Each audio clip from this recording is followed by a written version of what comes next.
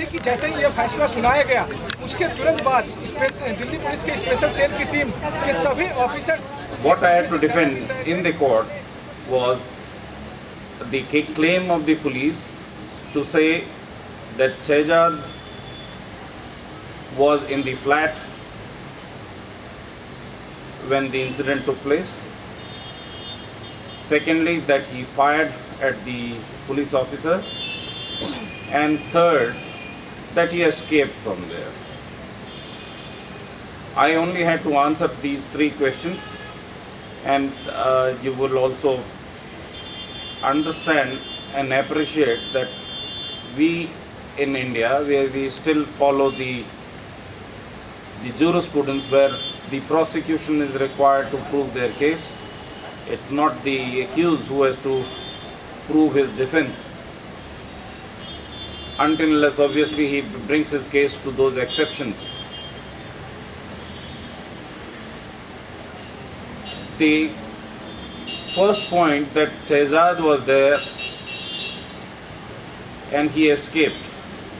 So the third point, that he escaped from there, was to be followed by the first point, that he was there.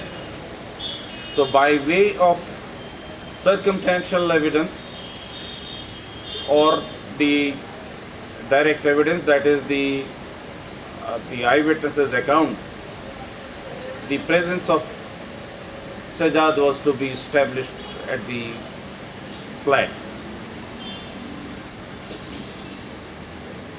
The trial court has, I would say, very conveniently ignored the basic points which were raised, and probably it could be stated that the judgment was already written, because a police officer was involved who ultimately succumbed to the injuries alleged to have been sustained during the shootout, and therefore it was something like writing on the wall. The main issue, that Shehzad was at the flat, was to be proved by the prosecution by the evidence of the 6 officers who are alleged to have entered the flat. The 7th was Inspector Mohanchand Sharma, who died and was not available to the court for his version. So it was the version of only the 6 officers, those who entered the flat. Very surprisingly, the identity in the whole trial was in question.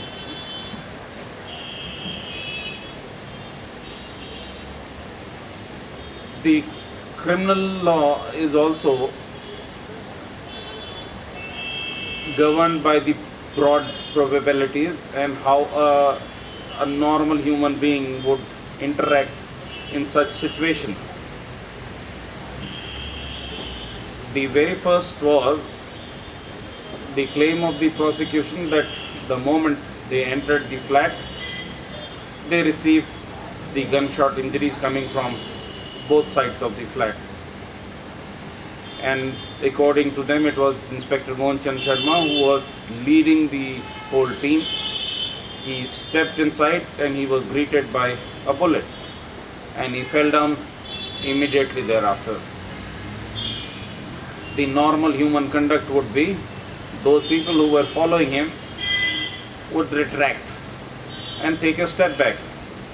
But here, contrary to this human behavior, all the officers, those who are not even armed, those who are not even wearing bulletproof jacket, they rushed into the to receive those bullets being fired from all directions.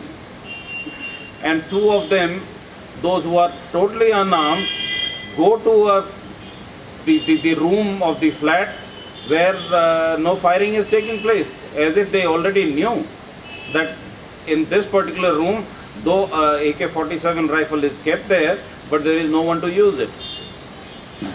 So these were very, very, very small points on which probably I was wanting that I had invited the attention of the court. Defence में हाँ। Reasonable doubt का जो element होता है, ये reasonable doubt कहाँ से आपको नजर आ रहा है? सारी जगहों से है, कहीं से एकदम clear cut from all four corner. जो प्रोसिक्यूशन का सिस्टम होता है कि he will prove his case from all four corner prove ही नहीं हो पा रहा है। इसीलिए तो हमें डिसअपॉइंटमेंट है, बहुत ज़्यादा ही डिसअपॉइंटमेंट है कि इस तरह की जजमेंट की हमें एक्सपेक्टेशन नहीं थी। पर यह है कि हाँ, ऊपर हायर कोर्ट भी है और भी हायर जुडिशरी भी है, तो we are hopeful. Similarly, there was another point to say that if according to the prosecution, it was Atif who was shot down and he fell just a feet inside the door, and it was the other two people who opened the door toward there were two doors in that. One was the wooden, another was the an iron grill door. So it's not that both the doors open on the same side. Obviously they open on the opposite or reverse direction. They were put on the same side of the hinge. So the wooden door would open inside, and the iron grill door would open outside. So the moment a 5 feet 10 inches tall person he fell down or at the entrance of the door, which is maybe a feet or a feet 6 inches away from the door, that would not allow the door to open, and at least not sufficient enough to allow two people to escape from there. And secondly, that even if they were trying to run away, then the police people are firing at them. The police officers are, when they are firing, all right, let's take they missed the aim. But if they have missed the aim, at least the bullet should be there on the wall, on the door. If not on the iron door, then on the wooden door. But on those places, nowhere the bullet injuries has been found, or the bullet particles or the projectiles were detected by the forensic team or even the local police service there. So these were the main issues which we say that a reasonable man has to think and see if these were the possibilities. The 6 officers who were present there, in their testimony, none of them has explained that how, when Mr. Sharma fell down, these people gained entry and rushed to those spots. They have not even explained that how, when these people were trying to run away, how the bullet did not hit him, Shehzad and the other person, namely RH. And most important of all these was the incident, the entire incident as such, we say, has been split into two groups. The first incident, they say, is when they immediately entered the flat, Atif was shot down, Mohan Chand Sharma also received injuries, and the two people escaped from there. When they had escaped, the inspector, another inspector Rahul, according to them, he ran and chased them. And he says he ran to the roof. And from the roof he tried to locate, he could not. Then subsequently in the court he made improvement in his statement to say that he in fact got the flat on the opposite to this L108, and he checked there also, and he could not find anybody. So till that time the story remained that these two boys, they ran toward this roof, and thereafter they were not to be located. It's very surprising that this is a 4-storied flat. The next buildings, which is flat number, the building number L1, L17 and L19, they are single-storied flats. And you can now imagine if somebody runs to the or approaches or goes to the roof of the 4th floor, then he is in fact on the 5th story. And from the 5th story, if he has to jump to the next building, that is the 1st floor of another building, that makes it 40 feet. Now, how come somebody can jump 40 feet? It's just not understandable. This is another reasonable that will say the one has to answer this question. We must have a judicial role. हमने encounter को fake या non fake नहीं कहा है, हमने कहा है कि लोग जब प्रश्न उठा रहे हैं तो एक जुडिशियल आपको एक इंक्वायरी करने में क्या प्रॉब्लम है? The most important answer to this problem, probably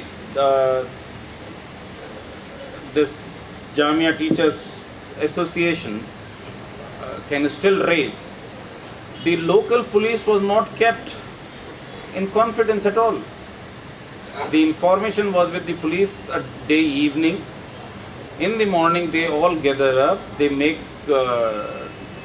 from 8 o'clock onward they say that they started preparing for the raid. It was the last officer to leave the office of the special cell was Mr. Mohanchand Sharma, who left at 10 o'clock. They reached there, still the point where they have gathered together is called Abbasi Chowk. And at Abbasi Chowk there is a police picket. They assemble at the police picket, but still, and imagine the special staff people, half of them being not in uniform, or rather almost none of them, they are exempted from wearing the uniform when they go for any kind of a raid or an operation. In that area, the police officers, they are carrying rifles, AK-47, the other arm, and the local police doesn't even know. Or the resident also not observing that somebody is moving in the area. Just imagine, it was Ramzan and it was a Friday, 11 o'clock, and in that area somebody moving with the open gun, wearing bulletproof jackets, and nobody is noticing all these things. And what I want to point out, and probably I could not have even brought on the trial because when I am defending a person, I am, as I said earlier, I am constrained with those four corners that I have to defend a particular case, and a defense has to lead the case in a particular manner. But here when I am saying that alright, if the local police is not being kept in confidence, that how come the action is being taken at 11 o'clock, the information to the local police is being flashed at 11:13 not by the special cell team, but rather by an individual who hears a gunshot from the house, and he is making a call to 100 number to the police control room saying that there is a firing going on in the near Khalilullah Masjid. It's only on that basis that the local police starts coming into action. The first one to reach there is the PCR van. They, according to them, they reached the spot at within 4 minutes. So you can imagine the distance between the police station and the spot was hardly 4 minutes away. Even before the police has arrived, the investigating officer, all the injured, Mr. Mohanchand Sharma, the two Atif and Sajid, and another injured, namely Mr. Balwant, they have already been removed to the hospital. And at 11:15, Mr. Mohanchand Sharma is being shown to have been admitted at Holy Family Hospital. The website and the various articles put by the Jamia Teachers Association, you have shown that Mr. Mohanchand Sharma is being accompanied by or being carried by the two officers of the special cell. So the special cell is keeping the local police away and keeping all the media with them on their side. One of the pictures which I have also seen later on shows about 50, not less, it's about 50 cameras clicking. at the movement of all those officers who are running here and there, once the shootout had taken place. And it is the case of the prosecution itself that after Mohan Chand Sharma has been sent to the hospital, thereafter another gentleman, ACP Sanjeev Yadav, he is supposed to have reached there, and then he goes up to the flat, climbing all those 84 staircases. And then the second shootout takes place. The another gentleman who was found there in the room, Sajid, he is shot down. And another very interesting fact, according to the prosecution, it was another boy by the name of Saif. They are saying that he was in the bathroom and he made a peaceful surrender before the team. By that time the local police has arrived. According to the local police, they have not found this Saif there. Inspector J.S. June, who was the investigating officer of this case, he has categorically stated, he has admitted that till when he reached there, he did not find, according to him, he reached the spot at 11:40 and by that time he has not found Saif. And according to the entire case, which has been put up later on by the prosecution through the Inspector Rahul, who is alleged to have given a written complaint at 4 o'clock to the police, in that according to them, it was Saif who had disclosed the names of the two people who were alleged to have escaped from the spot. And the person who was making this disclosure, in giving this information, according to the police, they say that since he has not participated in the incident, so that he is not an accused. And since he was in the bathroom, he did not see anything, and therefore he is not a witness.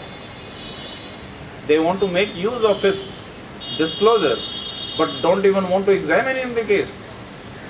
So this part, I don't know how one has to accept it, that a disclosure statement from a person not being reduced into writing, and this is the first instance they are saying that they have come to know about the name Sejad.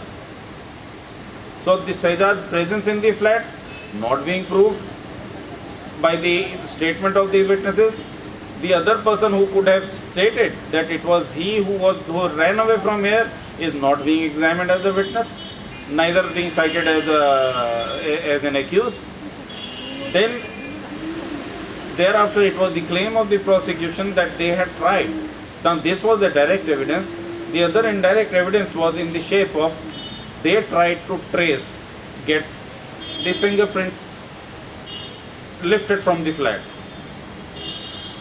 The fingerprint expert has said that the samples which were picked up from there were not good enough to connect anybody. So they lost on that. Then another evidence which they have tried to connect is by way of a circumstantial evidence, was saying that in the morning at 4 o'clock, 4:29, 4 a.m. 29 minutes, there is a phone call from Atif's phone to a particular number. Now that particular number stands registered in the name of the father of the Sejad. Now this is what they try to say, that this is the phone call which has been made. The numbers, according to them, which were being used by the Atif, the location of that phone is not being established because they had not proved that the call was originating from the area of Jamia Nagar, or to be precise, at L18 building. The location of the tower not being proved. The second was that if the phone call has also been made at 4 o'clock in the morning, that does not give the proximity of the time, because the incident, the operation is taking place at 11 o'clock. There is a huge gap of 7 hours. how do they connect the proximity of them? And in any event, all right, what can be proved is all right, from one phone, another phone, there has been some talk. Now, whether Atif spoke or somebody else spoke, and from the other end also, who spoke, they don't say. Very interestingly, to contradict themselves, in the charge sheet they have said that in the morning, according to them, this phone was already under observation. They have been monitoring the calls. They have been recording also the various calls being made through this telephone. And in the charge sheet also they said that they had taken the voice sample of Sejad. Now this is the clear indication to say that all right, they wanted to say that it was Sejad who was present at the flat and he made a phone call or he talked to somebody. Now that voice sample, if it was taken to compare. The prosecution in the entire case subsequently has not led any evidence to say that the question voice also matched with the sample voice which was taken of Sejad. We had argued in the court that an adverse inference should be taken against the prosecution because a material which would have connected Sejad and would have been in their favor, if they are withholding it, that means it's not in their favor, and therefore the adverse inference should be taken. So by way of the telephone, by way of the voice sample, by way of a fingerprint, it was not being connected that the Sejad was present at the flat.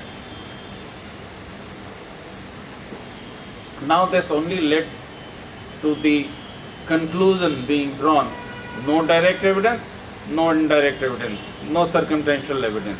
That on what basis then thereafter the trial court has come to the conclusion that a shootout took place, and in that shootout it was Sejad who was there and subsequently he ran away. I think the first primary question by itself becomes very relevant, that a shootout took place. Now this is a question which probably everybody has to see. In light of the trial, various aspects have come into the light. The role of the police, the role of the special cell, and the various other aspects, the escape route, the matching of the firearms and the recoveries of the various bullets or their shells which was found in the room. Let me explain you that what was sent to the forensic laboratory. According to the prosecution, it was the two boys in the flat who were making the fire, and two pistols of .30 bore were attributed to these boys, that is one to Atif, another to Sajid. The next group of the firearm was being attributed to the police officers. When these two sets of firearms were sent to the laboratory, and with the bullets which had been recovered from the spot and the empty shells which had been recovered from the flat, the expert report was that they all match with each other. So they ruled out the possibility of another gun which was being used at the time of the incident. According to the case of the prosecution, it was Sejad who fired and ran away from the spot. So another point which could have connected Sejad with the entire incident was regarding another strange bullet which could have been found at the spot. So that also did not connect the accused at all.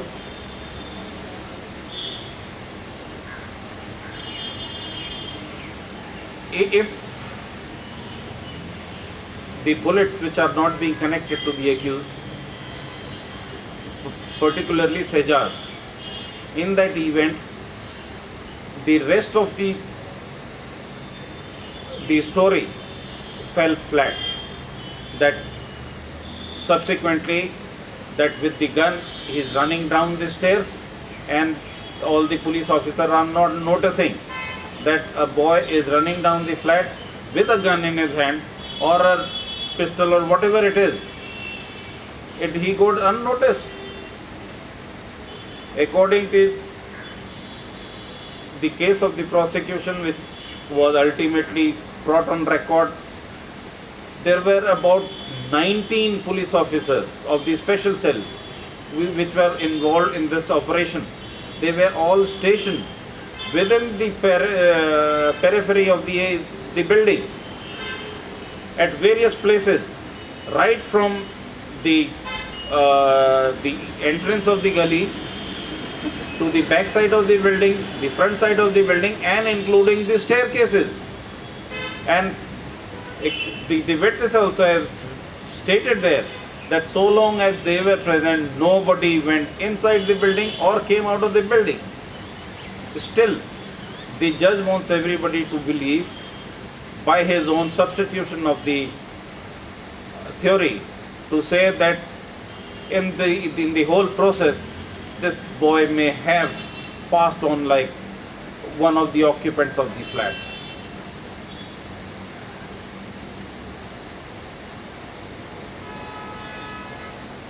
While arguing the case, I had to make little mention about the incident, only to that extent to say that the claim of the prosecution to establish that an incident has happened in a particular manner was only through the evidence which has been led in the court. So for that purpose, I had to demonstrate through the pictures which the prosecution has relied upon and filed it in the court. The manner in which the entire room looked shattered did not really depict that the incident would have happened in that manner which the prosecution was claiming. नहीं, ये case में सिर्फ अभी जो हुआ है सिर्फ मोहन चंद शर्मा के किलिंग के ऊपर है, वो आज फैसला मिला है। आतिफ और साजिद जिनके किलिंग जो भी मारे गए थे, उनके ऊपर तो कोई आज वो तो लीगल लूपहोल में गिर गए। They simply talk that a questioned voice was there with them, which according to them was the conversation which has happened in the morning at 4:29 a.m. They wanted to compare it and to say that it was Shehzad who was present in the flat in the morning and he has talked to somebody. The charge sheet claimed that, and subsequently they say that they had, while during investigation, they had also obtained the voice sample of Shehzad. But what happened to it? What did the comparison say before the forensic laboratory? That never was produced in the court, neither formed the part of the charge sheet nor even examined in the court.